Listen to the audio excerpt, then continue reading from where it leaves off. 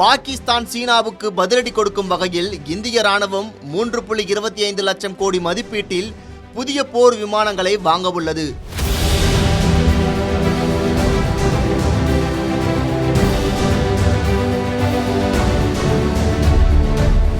India பல ஆண்டுகளாகவே Soviet யூனியனின் மிக் ரக போர் விமானங்களையும் ரஷ்யா இந்தியாவின் கூட்டு தயாரிப்பான சுக்கோய் ரக விமானங்களையுமே பயன்படுத்தி வருகிறது.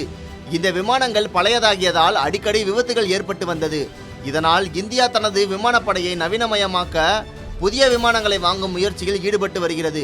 கடந்த காங்கிரஸ் ஆட்சி காலத்தில் ரஷ்யாவை தாண்டி பிரான்சின் தசாலட் நிறுவனத்தின் தயாரிப்பான ரஃபேல் விமானங்களை வாங்க முயற்சி மேற்கொள்ளப்பட்டு பாஜக ஆட்சியில் ஒப்பந்தம் இறுதியானது. முதற்கட்டமாக 36 ரஃபேல் விமானங்கள் இந்திய விமானப்படையில் இணைந்த நிலையில் அதன் செயல்திறன் இந்திய விமானப்படையின் நம்பிக்கையை பெற்றது. தொடர்ந்து சமீபத்தில் பாகிஸ்தானுடனான ஆபரேஷன் சிந்தூர் நடவடிக்கையின் போது ரஃபேல் விமானங்கள் சிறப்பாக செயல்பட்டதாக பாராட்டுகள் குவிந்தது. இதனைத் தொடர்ந்து இந்திய விமானப்படைக்காக 114 ரஃபேல் போர் விமானங்களை வாங்குவதற்கான திட்டத்திற்கு பாதுகாப்பு அமைச்சகம் ஒப்பந்தம் அளித்துள்ளது. 3.25 லட்சம் கோடி மதிப்பீட்டில் இந்த ஒப்பந்தம் மேற்கொள்ளப்பட உள்ளது. இதில் 18 விமானங்கள் நேரடியாக பிரான்சிலிருந்து வாங்கப்படும்.